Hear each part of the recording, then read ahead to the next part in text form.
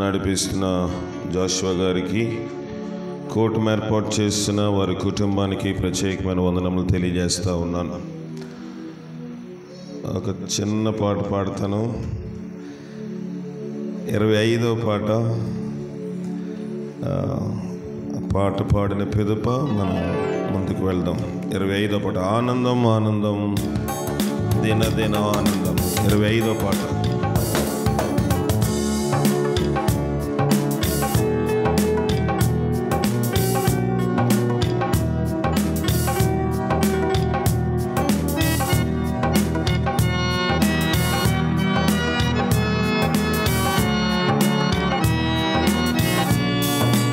ఆనందం ఆనందం దినదిన ఆనందం యేసురాజున స్వంతమాయను. ఆనందం ఆనందం దినదిన ఆనందం యేసురాజున స్వంతమాయను. ఈ లోకమందు నా బంధువాయనే నా మదిలో స్వంతమాయను. ఈ లోకమందు నా బంధువాయనే నా మదిలో స్వంతమాయను.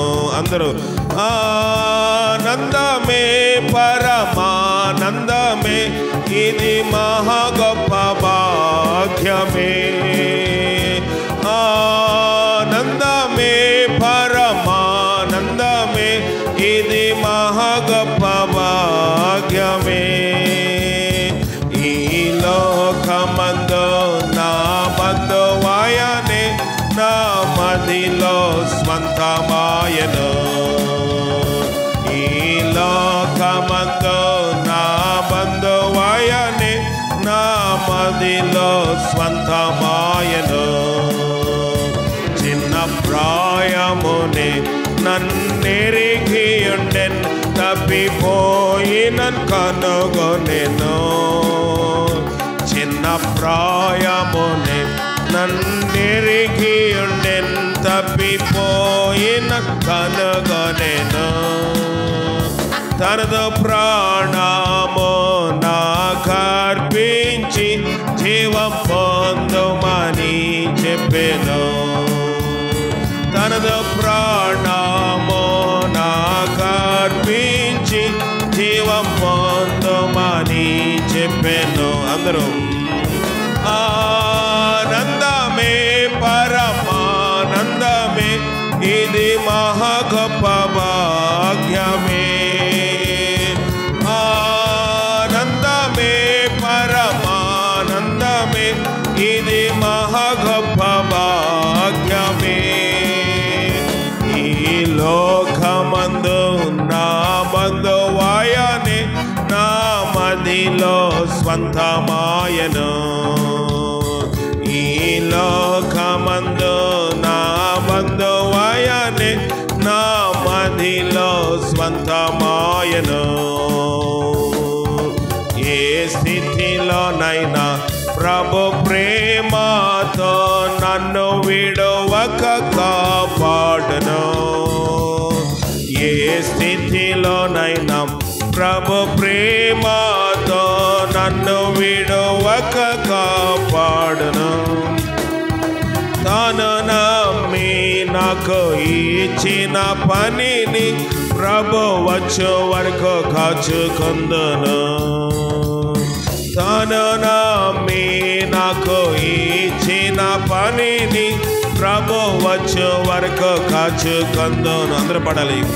ఆనందమే పరమానందమే, ఇది మహా గొప్ప భాగ్యమే. ఆనందమే పరమానందమే, ఇది మహా గొప్ప భాగ్యమే. ఈ లోకమందు నా బంధువాయనే నా మదిలో స్వంతమాయను. ఈ లోకమందు నా బంధువాయనే నా మదిలో స్వంతమాయను. ప్రభు వచ్చు దినమున తన చేయి చాచి ప్రేమ ప్రభు వచ్చు దినమున తన చేయి చాచి ప్రేమతో పిలిచి చేర్చుకొనును. ప్రభు సమూహమందు అచటాయనతో ఆడి పాడి సంతోషించేదా. ప్రభు సమూహమందు అచటాయనతో ఆడి పాడి సంతోషించేదా. ఆనందమే పరమానందమే ఇది మహా గొప్ప భాగ్యమే. ఆనందమే పరమానందమే ఇది మహా గొప్ప భాగ్యమే. ఈ లోకమందు నా బంధువాయనే నా మదిలో స్వంతమాయనే. ఈ లోకమందు నా బంధువాయనే నా మదిలో స్వంతమాయను. జీవం గల దేవాన్ని ఘనమైన పాదాలకు వందనాలు. వాక్యం బోధించేంత యోగ్యత అర్హత నాకు లేదు. కమలమ్మ గురించి చెప్పడానికి ఆమె యొక్క ఆదరణ కోడిక లేకపోతే ఈ జ్ఞాపకాది కోడికలో మాట్లాడే భక్తి నాకు లేదు. ఆమె ధన్యురాలు. దేవా తండ్రి తన పని ముగించుకుని నీ రాజ్యము చేరిందని ఆమె విడిచి వెళ్ళిన సాక్ష్యం బట్టి మేము అందరూ విశ్వసిస్తున్నాము. నేనైతే నీ వాక్యం బోధించే అర్హత లేదు ప్రభు, నన్ను క్షమించి దేవతలు నాకు ఎలాంటి వాక్యం కావాలి మొదట దయచేయండి. పాపుల ప్రధానులను పరిశుద్ధులు అల్పుడని జ్ఞాపకం చేసుకొని మీరే మహిమ ఘనత పొందమని మా ప్రభును రక్షకుడైన క్రీస్తు ధర అడిగి వేడుకుని పొందుకునిచున్నాం పరమ తండ్రి, ఆమెన్. కమలమ్మ గురించి కొన్ని మాటలు చెప్పి కొంత వాక్యం చూద్దాం. కమలమ్మ దేవునితో మాట్లాడే అనుభవం కలిగిన వ్యక్తిలో ఒక వ్యక్తి. ఒకరోజు నేను చర్చ్ పక్కన బ్రష్ చేస్తున్నాను.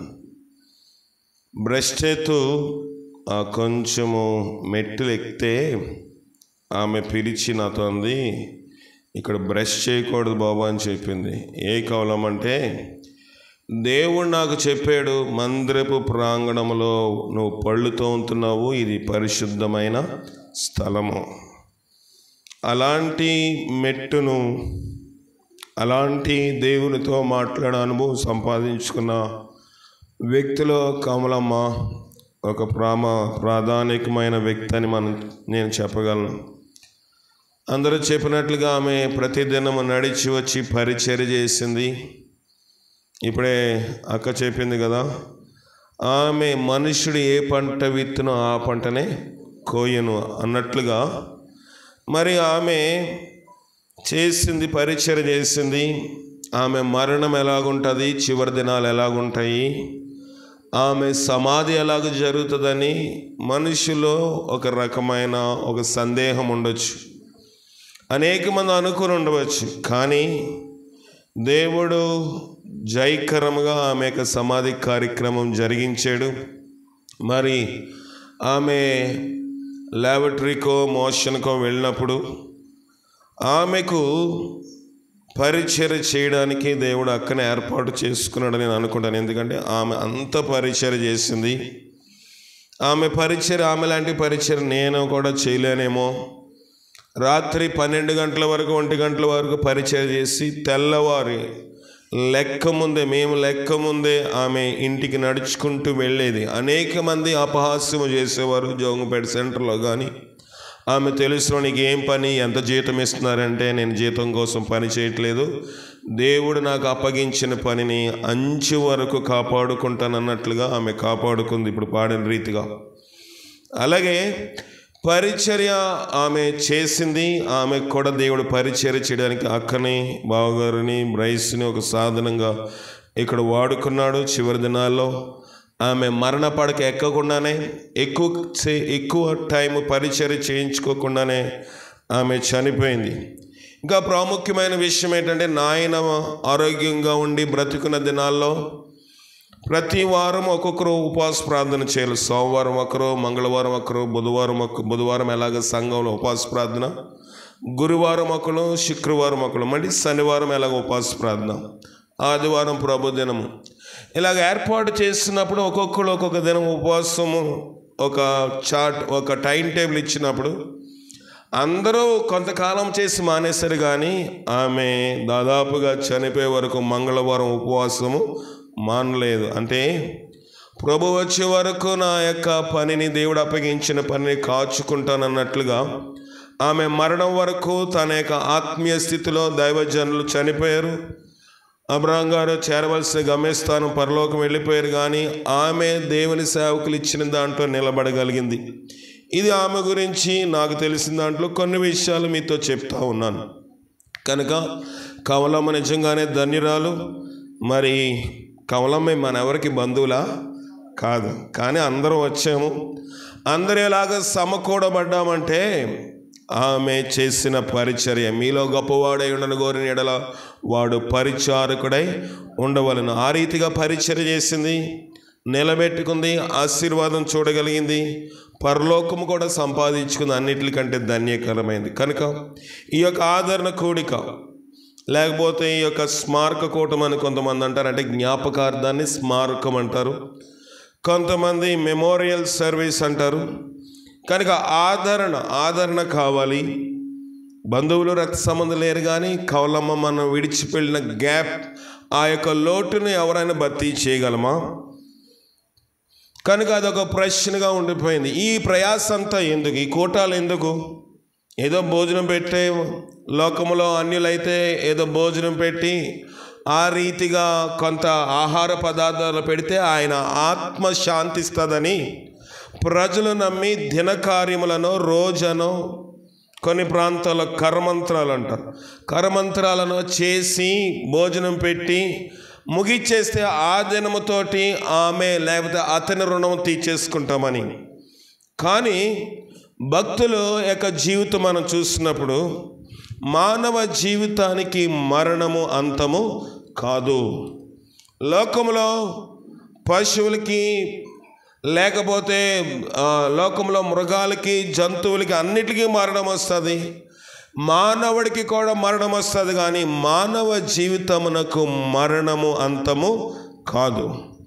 మానవ జీవితము మరణము తర్వాత అసలైన లోకానికి వెళ్తాడు గనుక, అసలైన జీవం ఉందని మనందరం నమ్ముతున్నాము గనుక ఈ భక్తి కార్యములు మనం చేయవలసి వస్తూ ఉంది.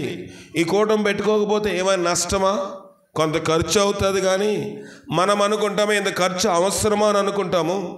ఖర్చు చేసి కొంత భోజన పదార్థాలు పెట్టి కొంత విందు ఏర్పాట్లు చేసి ఈ మాటలు అందించటం ద్వారాగా మనకి గుర్తొచ్చేది ఏంటంటే ప్రతి ఒక్క నరుడు ఏదో ఒక దినమందు చనిపోవాలి. అందరూ చనిపోవాలి. ప్రభు ఆదాముకు ఒక మాట చెప్పాడు, నీవు మన్నే గనుక తిరిగి మన్నైపోతావు. కనుక ఆయన మన్నైపోతాడన్న విషయము దేవుడు ఆదాముకు చెప్పాడు.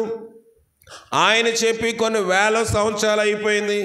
ఇప్పుడు మనతో కూడా ఆ విషయం గుర్తు చేయడానికి కమలమ్మ యొక్క మరణము ఒక జ్ఞాపకం మనకి. మనము కూడా చనిపోవాలి.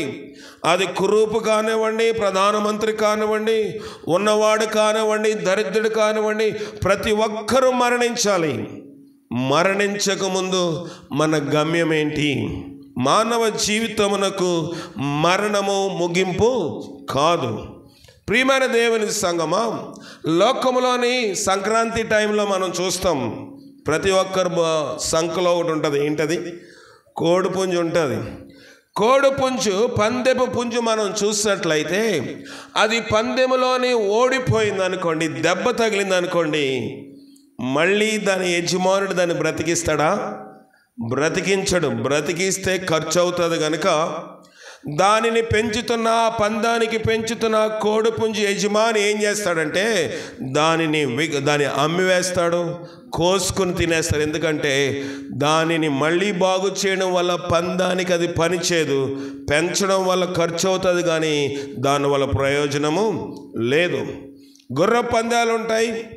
గుర్ర పందాల్లో కూడా కొన్ని లక్షలు పెట్టి గుర్రాలు కొంటారు.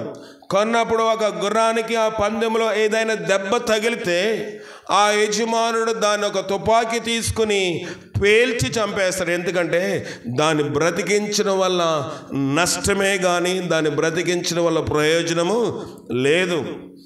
మానవుడు కూడా ఇంకా ముసలివాడైపోయాడు, ఇంకా ప్రయోజనము లేదు, రూపాయి లాభము లేదు, రూపాయి ఇంకా అతని వల్ల నష్టమే కానీ రూపాయి లాభం లేదంటే అతని హాస్పిటల్ అడ్మిట్ చేసామనుకోండి, డాక్టర్ గారు అన్నారు, అమ్మాయి ఇతను చనిపోతాడు, అబ్బాయి ఈయన చనిపోతాడు అంటే మనం ఏమంటాము, ఎంత ఖర్చు అయినా పర్వాలేదు.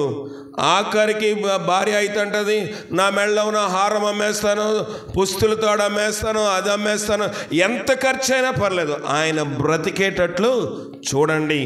ఉపయోగం లేకపోయినా మానవుడు బ్రతకడానికి ఇష్టపడతాడు. ఎందుకంటే మానవునికి మరణము అంతము కాదు.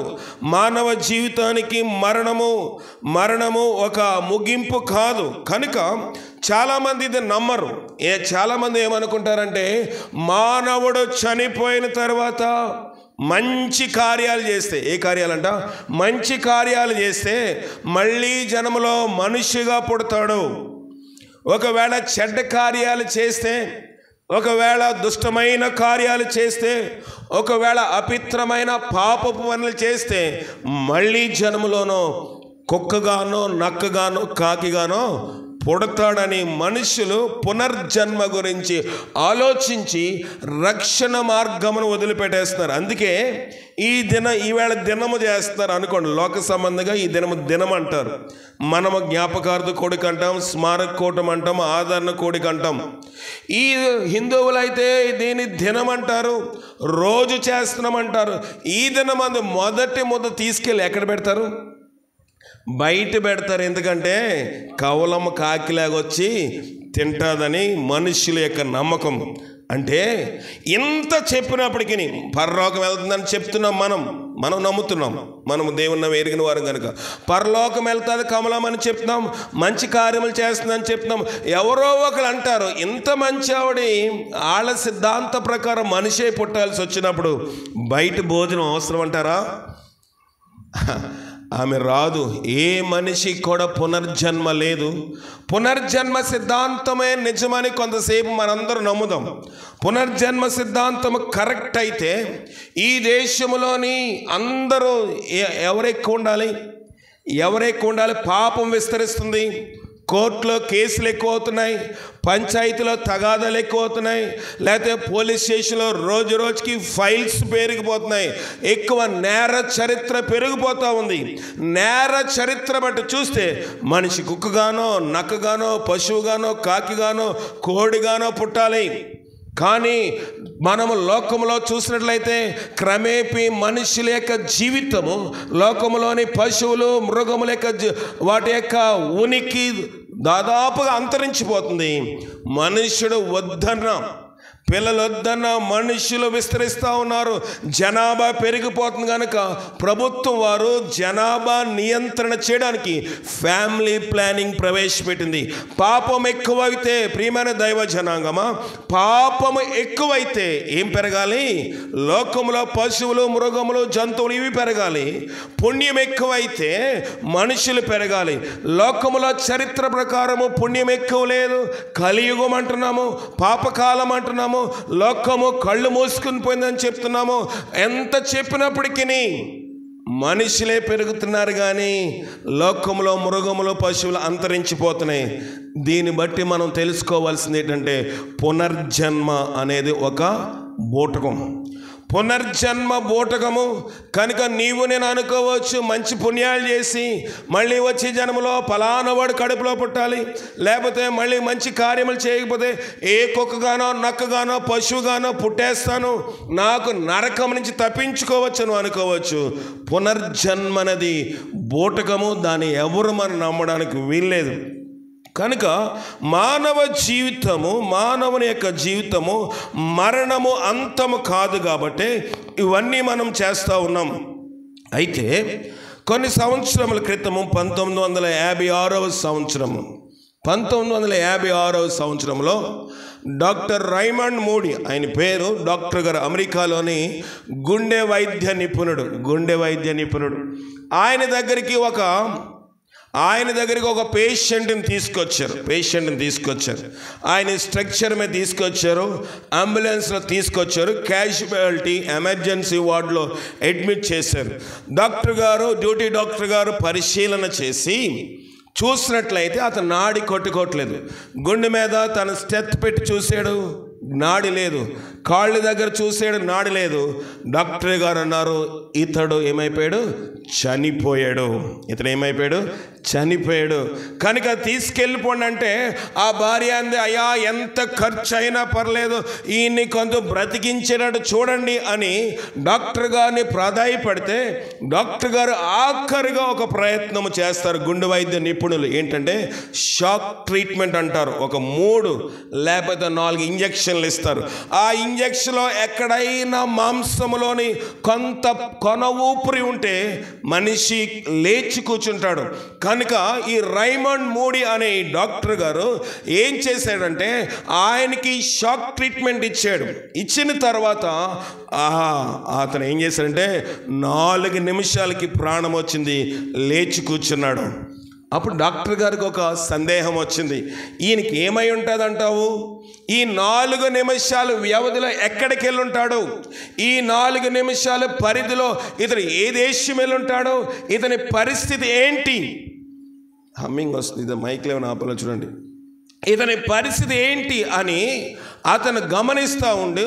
అతను అడిగాడు, లేచి కూర్చున్న రోగిని అడిగాడు, అయ్యా ఈ 4 నిమిషాలు నీకు ఏమైంది? ఈ 4 నిమిషాల వ్యవధిలో నీకు ఏం జరిగిందంటే అతను రకరకమైన సమాధానాలు చెప్తే ఈ డాక్టర్ గారు నమ్మలేదు. ఎందుకంటే ఈ డాక్టర్ గారు దేవుడు ఉన్నాడని నమ్మడు. కనుక వైద్య వృత్తిలో ఉన్నాడు, ఒక క్వాలిఫైడ్ హార్ట్ స్పెషలిస్ట్. కనుక అతను ఈ డాక్టర్ గారు నమ్మకం ఏం చేశాడంటే ఆ దినముల్లో ఏం చేశాడంటే అన్ని దేశాలకి లెటర్లు రాశాడు. గుండె వైద్య నిపుణులకి, మీ దగ్గరికి ఎవరైనా చనిపోయి వస్తే, మీరు ఒకవేళ షాక్ ట్రీట్మెంట్ వస్తే, ఒకవేళ 4 లేకపోతే 6 నిమిషాల్లో ఎవరైనా బ్రతికితే ఈ ప్రశ్నలన్నీ వీళ్ళని అడగండి, వాళ్ళు ఇచ్చిన సమాధానం నాకు పంపించండి అని ఆయన పంపితే 153 మంది బ్రతికారంట. ఎంతమంది? అలాగా 153 మంది బ్రతికారు.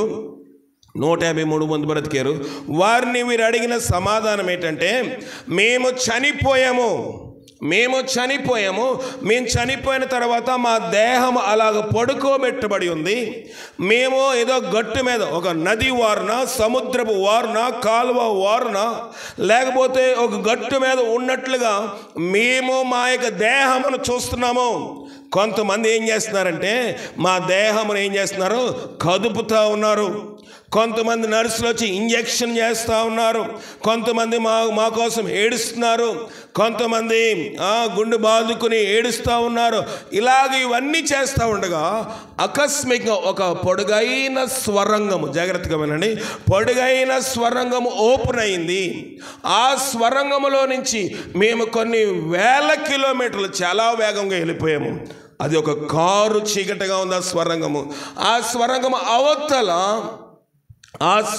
అవతల ఒక తేజస్సును మేము చూస్తూ ఉన్నాము, ఒక గొప్ప వెలుగును మేము చూస్తూ ఉన్నాము. ఆ వెలుగులో నుంచి మమ్మలను కొన్ని ప్రశ్నలు అడిగారు. అందులో మొదటి ప్రశ్న ఏంటంటే నీ జీవితం యొక్క పరమార్థము నీవు తెలుసుకున్నావా? మొదటి ప్రశ్న. రెండో ప్రశ్న, నేను మిమ్మల్ని ప్రేమించినట్లు నీవు నన్ను ప్రేమిస్తున్నావు. ఈ 2 ప్రశ్నలు మమ్మల్ని అడిగారు. కొన్ని వేల కిలోమీటర్ల దూరం వెళ్ళిపోయాము. అవతల భయంకరమైన తేజస్కరమైన వెలుతురు మేము చూసాము. ఆ వెలుతురులోంచి వాళ్ళు అడిగిన తర్వాత ఇక్కడ మాకు ట్రీట్మెంట్ జరిగింది కదా, మళ్ళీ తిరిగి మా దేహంలోనికి మేము వచ్చేసాము. ఎప్పుడైతే మా దేహంలోంచి మేము వెళ్ళిపోయామో మాకు ఏ నొప్పి లేదు, ఏ బాధ లేదు, ఎంతో ప్రశాంతంగా ఉంది. కానీ ఆ వెలుగు మా జీవితంలో ఎన్నడూ చూడలేదు. ఆ వెలుగు మేము ఎన్నడూ మా జీవితంలో అనుభవించలేదు. 153 దేశంలోంచి వచ్చిన ప్రశ్నలకు సమాధానంగా డాక్టర్ రైమండ్ మూడీ ఈ లోకమునకు శాస్త్రీయంగా చెప్పింది ఏంటంటే, మానవ జీవితము మరణము అంతము కాదు, మానవునికి మరొక జీవితం ఉంది, మానవునికి వేరే జీవితం ఉంది, మానవునికి వేరే ప్రపంచం ఉంది. ఈ లోకమే శాశ్వతమని నీవు నేను బ్రతికేస్తా ఉన్నాము. బైబిల్లో 2 మనుషులు ఉన్నారు. 5 మనుషుల యొక్క జీవితము మనందరికీ దాదాపుగా తెలుసు. ఒకడు ధనవంతుడు, రెండవవాడు దరిద్రుడైన లాజరు. ధనవంతుడు ఏం చేశాడంటే, ధనవంతుడు గురించి అతని బట్టల గురించి రాయబడింది. అతను ఊదా రంగు వస్త్రములు వేసుకొని ప్రతి దినము ఏం చేస్తున్నాడంట, సుఖపడుతున్నాడు. దరిద్రుడైతే ఆహారము లేక ధనవంతుని ఇంటి వాకిట పడి ఉండి, ధనవంతుని ఇంటి వాకిట్లో పడి ఉన్నాడు. అతడు ప్రతిదినం ఏం చూసేవాడంటే, ధనవంతుని బల్ల మీద నుండి పడు రొట్టె ముక్కలతో తన ఆకలి నింపుకొన ఆశపడతా ఉన్నాడు. ధనవంతుని ఇంట్లోకి పేదవాళ్ళు రానిస్తామా? కొంచెం ఎడ్డిగా ఉంటే కొంత దూరంగా ఉండమా, నీళ్ళేస్తాను కానీ దూరంగా ఉండవు, ఆహారం పెడతా కొంత దూరంగా ఉండి ఉంటాం. కానీ ఇక్కడే రాయబడిందంటే, ధనవంతుని బల్ల మీద నుండి పడు రొట్టె ముక్కలతోటి అతడు తన ఏం చేసుకోవాలనుకున్నాడో ఆకలి తీర్చుకొని ఆశపడతా ఉన్నాడు. ఏంటి పరిస్థితి అంటే, ధనవంతుడు బాగానే ఉన్నాడు. ధనవంతుడు రోజు ఆహారం తిన్నాడు, ఉదయం చపాతీ తిన్నాడు, మధ్యాహ్నం మంచి రొట్టె స్టఫ్డ్ ఫుడ్ తిన్నాడు, పిస్తా తిన్నాడు, సాయంకాలం కూడా తింటా ఉన్నాడు. ఈ తినే క్రమంలో ఏం జరుగుతూ ఉందంటే, కొన్ని రొట్టె ముక్కలు, కొన్ని ఆహార పదార్థాలు తన బల్ల మీద పడుతూ ఉన్నాయి. పడిన వాటిని పని వాళ్ళు ఏం చేస్తూ ఉన్నారంటే, తుడిచి ఏం చేస్తున్నారు, పెంట మీద వేసేస్తున్నారు. తుడిచి డస్ట్బిన్లో వేసేస్తూ ఉన్నారు. ఆ డస్ట్బిన్ దగ్గర ఎవరున్నారండి?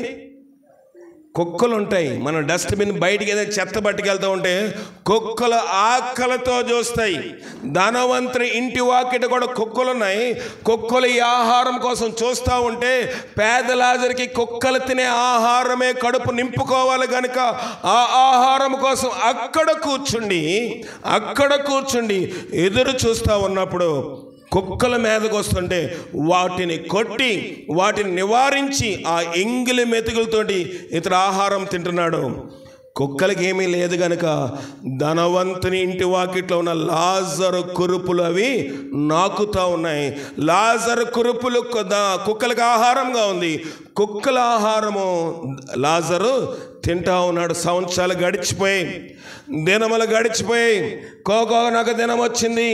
ఆ దరిద్రుడు చనిపోయి దేవదూతల చేత అబ్రహాము రొమ్మును ఆనుకొనుటకు కొనిపోబడెను.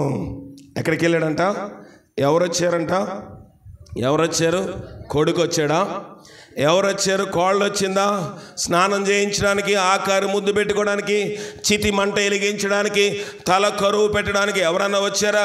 ఎవరూ లేరు. ఒక అనాథ గనుక ఆహారము తింటాకే పరిస్థితి మరి ఘోరముగా ఉంది కనుక అతని చనిపోయినప్పుడు సమాధి చేసేవాళ్ళకి తెలీదు, లేకపోతే మున్సిపాలిటీ వాళ్ళు లాగేసేది దహన సంస్కార క్రియలు చేసేసారేమో తెలియదు. కానీ అతడు చనిపోయినప్పుడు, అతడు మరణమైనప్పుడు ఎవరు వచ్చారంట? దేవదూతలు వచ్చాయి. బెంగళూరులోని నాకు తెలిసిన ఒక దైవజనుడు ఉన్నాడు.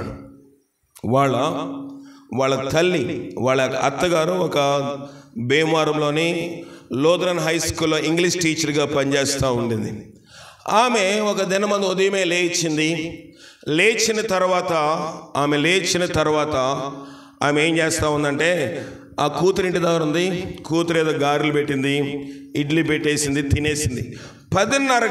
ఉదయం 10:30 గంటలకు అల్లుడిని పిలిచి, అల్లుడు గారు, ఇంకో కూతురు ఎక్కడుంది? అమెరికాలో ఉంది, ఆమెకి వీడియో కాల్ చేయండి. ఏమంది? వీడియో కాల్ చేయండి అని అడిగింది. వీడియో కాల్ చేయమంటే సరే ఈయన వీడియో కాల్ కలిపాడు.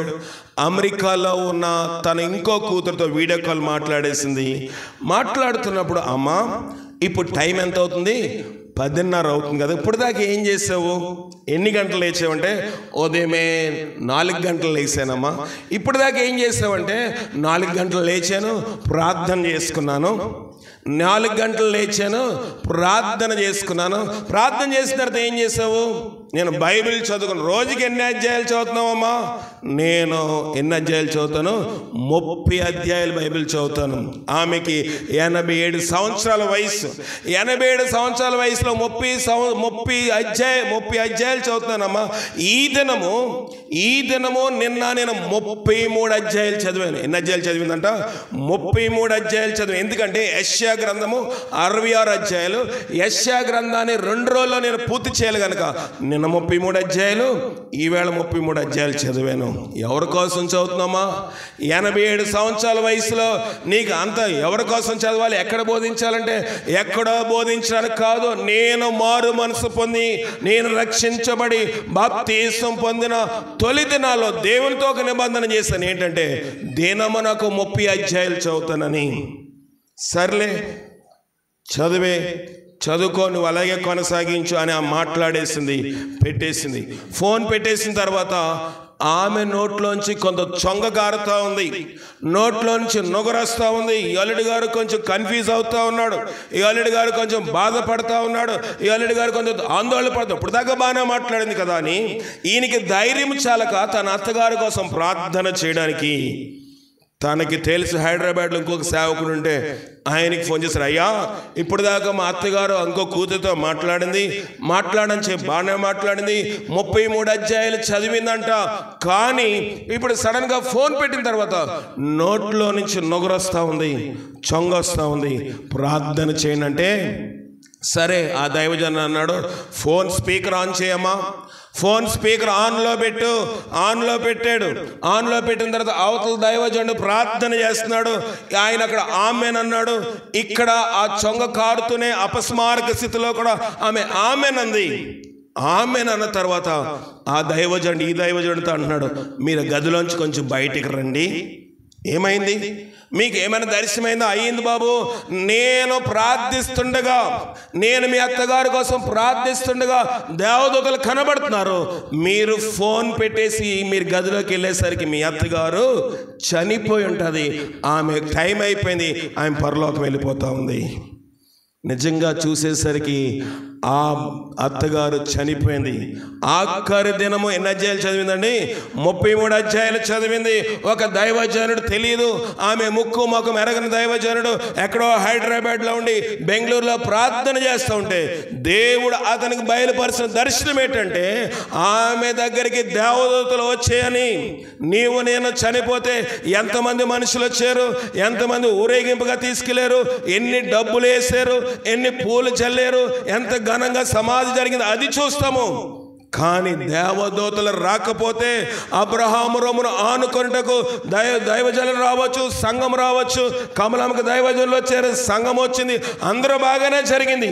కానీ ఆమె సాక్ష్యము సరిలేకపోతే నేటి దినమందు మనం ఎంతమంది ఇక్కడ కూడుకుని ఆమె యొక్క జ్ఞాపకార్థ కూడికలోని పాల్పొందము.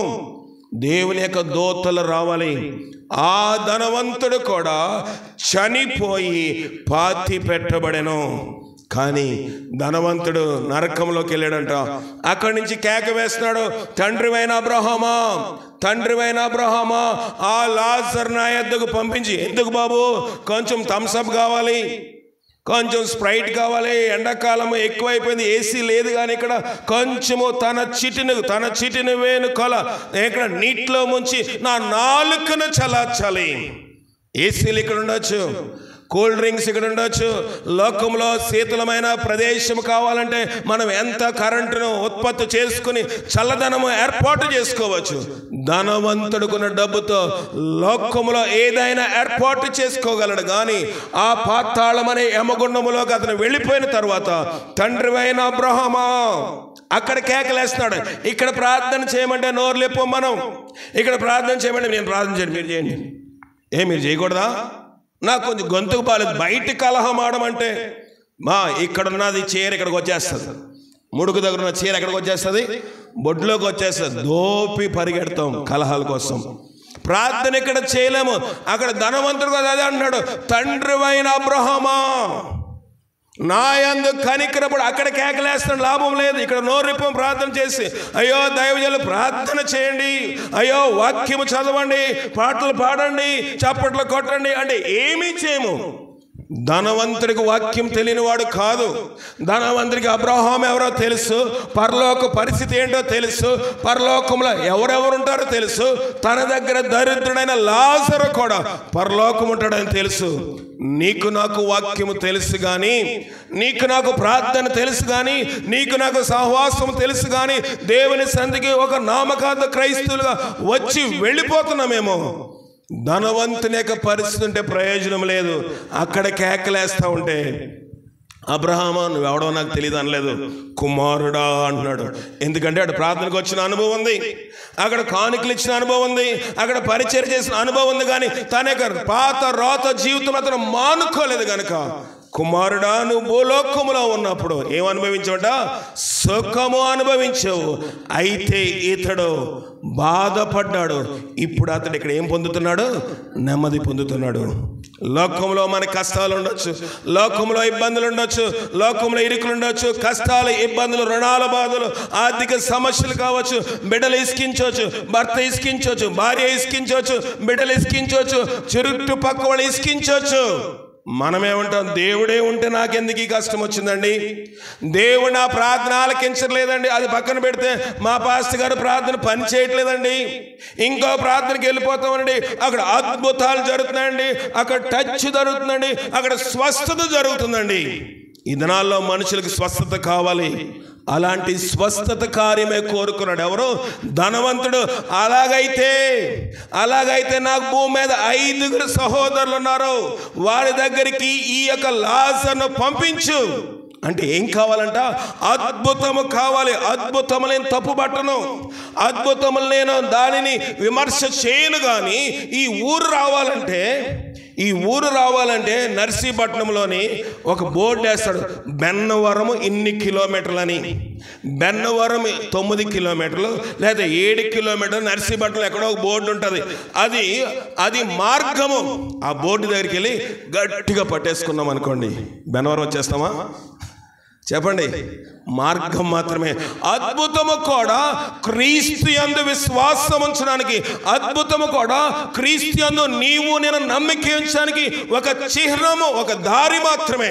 కానీ మనుషులు ఇద్దరము అద్భుతం కావాలి, చేసిన వెంటనే స్వస్థత వచ్చేయాలి, ప్రార్థన చేసిన వెంటనే కార్యములు జరిగిపోవాలి. అమ్మయ్య మా సేవకులు లేడు అని చెప్తాం.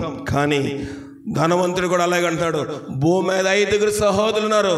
ప్రభు అన్నాడు అక్కడ మోషేయు ప్రవక్తలు ఉన్నారు. మోషే అనగా దేవుని వాక్యము బైబిల్ ఉంది. ప్రవక్తలు అనగా దైవజనులు, సంఘ కాపురులు ఉన్నారు, వారి కోసం ప్రయాసపడేవాడు ఉన్నారు. వాళ్ళ మాట వారు వినకపోతే ఒకడు మృతుల్లో నుంచి బ్రతికి వెళ్ళిన వారు నమ్మరు.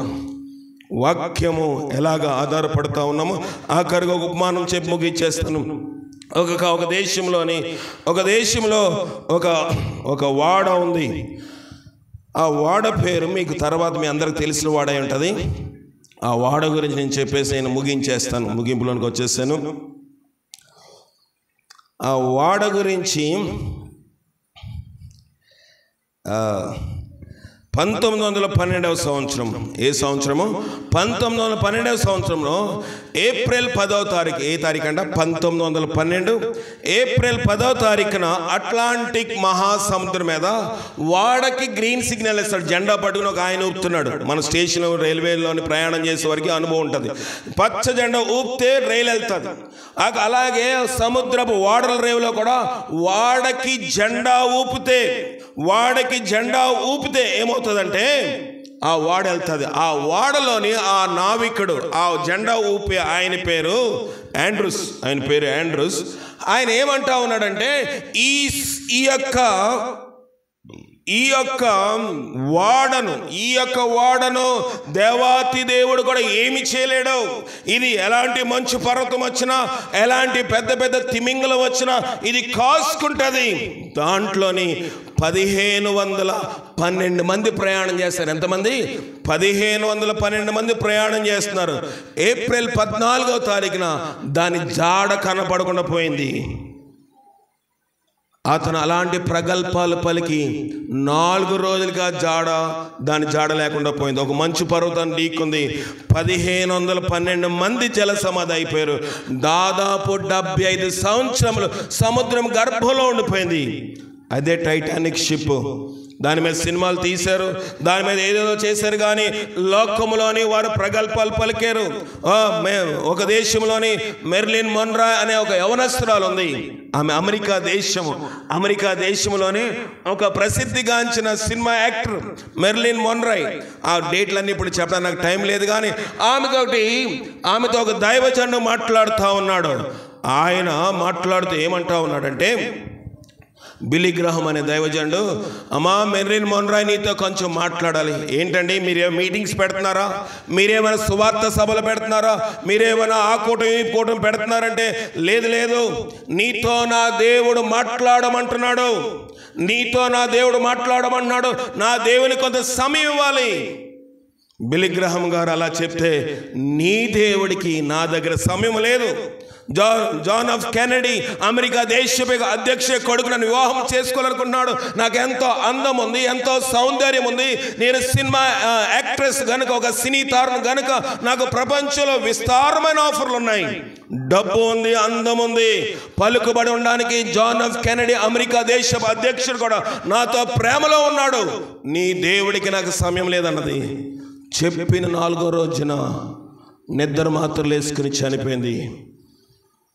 లోకంలో అనేక మంది ఉన్నారు. లోకంలో డిఎల్ మూడీ ఒక ఆయన అమెరికా దేశంలో చికాగో పట్టణంలో వాక్యం బోధిస్తూ ఉన్నాడు. దేవుని ఆత్మ ఆయనతో చెప్తా ఉంది, డిఎల్ మూడీ ఫలానా త్రాగుబోతులు ఉన్నారు, ఫలానా ప్రదేశంలోకి వెళ్ళి వాక్యం బోధించంటే, డిఎల్ మూడీ గారికి ఇష్టం లేకపోయినా అక్కడికి వెళ్ళి వాక్యం బోధిస్తూ ఉన్నాడంట. వాక్యం బోధించే సమయంలోని వాక్యం బోధించిన అందరూ తాగుబోతులు వచ్చి వాక్యం విన్నారు. వాక్యం అయిపోయిన తర్వాత దేవుని ఆత్మ అంటుందంట, వెళ్ళి ఒక్కొక్కరి దగ్గర కూర్చుని మాట్లాడంటే, ప్రభువా ఈరోజే వాక్యం అందించాను, వాళ్ళందరూ తాగేస్తున్నారు. ఒకవేళ నేను ఇప్పుడు వాళ్ళతో మాట్లాడితే, ఒకవేళ నేను ఇప్పుడు వాళ్ళు వెళ్ళి దర్శిస్తే వాళ్ళని వస్తారు, వాళ్ళ దగ్గర నేను భరించలేను, వాళ్ళు ఇష్టానుసారంగా మాట్లాడతారు. ఇంకొకసారి వస్తాను ప్రభు అంటే, ప్రభు అన్నాడు, లేదు, వాళ్ళతో మాట్లాడు, వాళ్ళతో వ్యక్తిగతంగా మాట్లాడు, పర్సనల్ సేవ చేయంటే డిఎల్ మూడీ వినలేదు. ఇంటికి వచ్చేసాడు. తను వేసుకున్న దుస్తులు తీసేసాడు, నైట్ డ్రెస్ వేసుకున్నాడు, ప్రార్థన చేసుకున్నాడు, పడుకున్నాడు. అకస్మాత్తుగా మెళుకు వచ్చింది. కిటికీ వెంటిలేటర్లోంచి చూస్తూ ఉన్నాడు. ప్రకాశవంతంగా వెలుగు వచ్చేసింది. అయ్యో, ఉదయం 4 గంటలు లేగాలి కదా, నేను ఇంత నిద్రపోతున్నానేంటి అని లేచి చూస్తే టైం రాత్రి 1 గంట అయింది. కిటికీలోంచి చూశాడు, అదంతా తెల్లగా ఉంది. తలుపు తీసి చూశాడు, పరుగుపరిని వచ్చి అదంతా తెల్లగా ఉంది. చికాగో పట్టణం కాలిపోతుంది అగ్నిలో. దైవజనుడు తన నైట్ డ్రెస్ మార్చుకున్నాడు, డ్రెస్ వేసుకున్నాడు. ఎక్కడైతే వాక్యం చెప్పాడో చికాగో పట్టణంలో అక్కడికే పరుగు వెళ్ళి చూస్తే ఇతను ఎంతమంది అయితే వాక్యం బోధించాడో అంతమంది కూడా ఏమైపోయారు? చనిపోయారు. దైవజనుడు రొమ్ము కొట్టుకుని ఏడుస్తాడు, అయ్యా ప్రభా, నువ్వు ఒక్కొక్కరితో మాట్లాడమన్నావు, ఒక్కొక్కరిని సందర్శించమన్నావు, ఒక్కొక్కరికి వాక్యం బోధించమంటే నీ మాట వినలేదు, వాళ్ళు నరకానికి వచ్చుంటారు, దానికి నేను బాధ్యుడని ఏడుస్తున్నాడు. కానీ నీ దైవజనుడు, నీ సంఘ కాపరి బుధవారం వాక్యం బోధిస్తున్నాడు, శనివారం వాక్యం బోధిస్తున్నాడు, ఆదివారం బోధిస్తున్నారు, ప్రత్యేక కూటల ద్వారా వాక్యం బోధిస్తున్నాడు. వాక్యం బోధించిన తర్వాత కూడా, వాక్యం ప్రవచించిన తర్వాత కూడా నీవు నేను మాట వినకపోతే దైవజనుడు రొమ్ము కొట్టుకోడు. ధనవంతుడు వలె నీవు నేను పాతాళమనే యమగుండంలో రొమ్ము కొట్టుకోవాలి. అది తప్పించబడడానికి ఈ సువార్త, అది తప్పించబడడానికి ఈ సభ, అది తప్పించబడడానికి ఈ సువార్త. అట్టి సువార్త మనం బలం పొందినట్లుగా పరిశుద్ధాత్మ శక్తి మనకు సహాయం చేసి కాపాడుగాక. ప్రార్థన చేసుకుందాం.